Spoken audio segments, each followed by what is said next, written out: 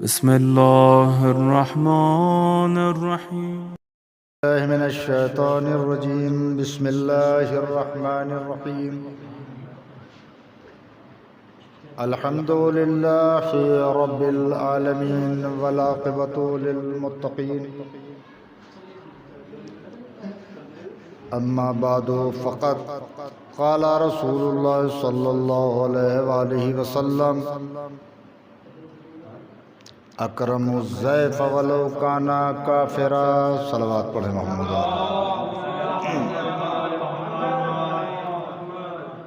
حضور اکرم نور مجسم سرکار دو عالم شفیع روز جزا حبیب خدا احمد مجتبی محمد مصطفیٰ صلی اللہ علیہ وآلہ وسلم کا ارشاد گرامی ہے کہ مہمان کی عزت کرو چاہے وہ کافر ہی کیوں نہ ہو. ہمارے معاشرے میں مہمان ایک عطیہ ہوتا ہے اور مہمان کا احترام، مہمان کی عزت خود پیغمبر اسلام ارشاد فرماتے ہیں کہ مہمان کی عظمت کا عالم یہ ہے کہ تمہارے گھر میں اگر کافر بھی آئے اور مہمان بن کے آئے تو تم پر فرض بنتا ہے کہ اس کی ضیافت کرو. اور مہمان صاحب خانہ کا کچھ نہیں کھاتا. روایات میں ہے کہ جس گھر میں مہمان آتا ہے تو وہ اپنی روزی خود لے کے آتا ہے. ہمارے معاشرے میں مہمان کو ایک بوجھ سمجھا جاتا ہے. آ گیا ہے تو کھا کے جائے گا. ہم یہ نہیں سمجھتے جب وہ روزی لے کے آتا ہے تو وہ کھا کے نہیں جاتا بلکہ ہمیں کھلا کے جاتا ہے. صلوات پڑھیں محمد. ائمہ اطہار اور خود پیغمبر اکرم صلی اللہ علیہ وآلہ وسلم خدا اور آخرت پر ایمان رکھنے والے کا فرض ہے کہ مہمانوں کا احترام کرے.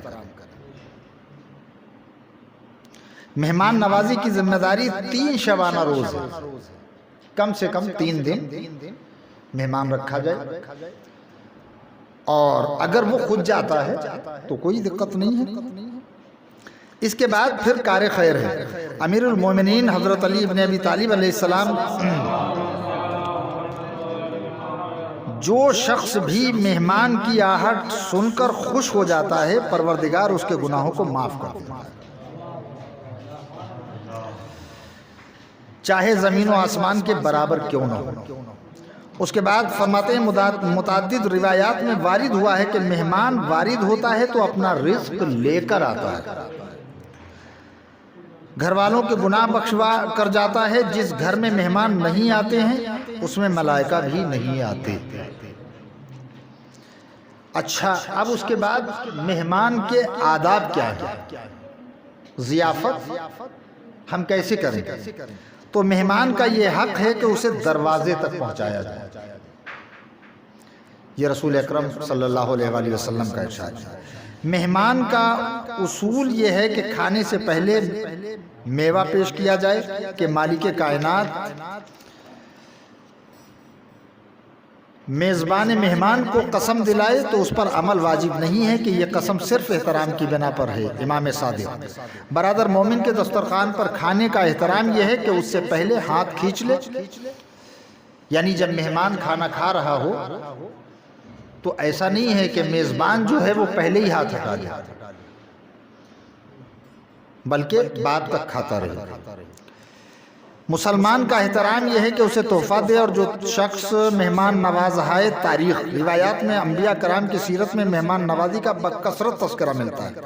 جناب شعیب مہمان نوازی میں مشہور تھے، جناب لوط مہمانوں کا خصوصی احترام کیا کرتے تھے، جناب ابراہیم کی مہمان نوازی مشہور ہے۔ چنانچہ روایات میں ہے کہ جناب ابراہیم بغیر مہمان کے کھانا ہی نہیں کھاتے، سرے راہ جا کر بیٹھ جاتے تھے اور انتظار کیا کرتے تھے۔ ایک دن کئی دن گزر گئے، جناب ابراہیم کو مہمان نہیں ملے۔ جب نہیں ملے تو آپ نے دیکھا کہ کچھ مزدور کاندھوں پر پھاوڑا رکھے ہوئے آ رہے ہیں۔ ان سے کہا بھائی ہمارے یہاں مہمان ہو لو۔ تو انہوں نے یہ کہا کہ اگر ہم آپ کے یہاں مہمان نوازی میں چلے جائیں گے، کھانا کھائیں گے، تو اس کا مطلب یہ ہے کہ ہمارے پھر بال بچوں کا کیا ہوگا، ہم مزدوری پہ جا رہے ہیں۔ ابراہیم نے کہا کہ ہم تمہیں مزدوری بھی دیں گے اور تمہاری مہمان نوازی بھی کریں گے۔ مزدوروں کی بات سمجھ میں آ گئی، جناب ابراہیم کے گھر آئے، کھانا کھایا۔ جناب ابراہیم نے فرمایا ان کی جو مزدوری تھی وہ بھی عطا کی۔ تو جب چلنے لگے تو جناب ابراہیم نے کہا کہ اب جا تو رہے ہو، اگر ممکن ہو تم ہمارے خدا کا ایک سجدہ کرو۔ کہا یہ نہیں ہو، کھانا کھایا ہے، مہمانداری کی ہے، سب کچھ ٹھیک ہے، لیکن ہم سجدہ نہیں کریں گے۔ جناب ابراہیم خاموش ہو گئے۔ مزدور ابھی گھر سے چلے ہی تھے کہ آپس میں مشورہ کیا، کتنا بہترین انسان ہے جس نے کھانا بھی کھلایا اور اس کے بعد کچھ عطا بھی کیا، اور اس کی ایک خواہش کہ تم ہمارے خدا کا ایک سجدہ کر دو، تو سجدہ کرنے سے ہم مسلمان تھوڑے ہی ہو جائیں گے۔ آؤ، وہ مسلمان نہیں تھے، پلٹے، کہا اللہ کے نبی ہم آپ کے خدا کا سجدہ کرنے کے لیے تیار ہیں۔ جناب ابراہیم نے بتایا، انہوں نے سجدے میں سر رکھا کہ جناب ابراہیم نے ہاتھوں کو بلند کیا، پروردگار سر کو جھکانا میرا کام ہے، دل کو جھکانا تیرا۔ ایک صلوات پڑھیں محمد۔ تو یقیناً اسی طرح ائمہ، اوصیاء، اولیاء مہمانداری کے سلسلے میں بڑا اہتمام کیا گیا ہے اور بڑا اکرام ہے۔ جب پیغمبر خود ارشاد فرما رہے ہیں کہ مہمان کی عزت کرو چاہے وہ کافر ہی کیوں نہ ہو۔ مہمان تمہارا کچھ نہیں کھاتا، مہمان جب آتا ہے تو روزی اس کے ساتھ آتی ہے۔ ایک صلوات پڑھیں محمد علیہ۔ کتنا ہے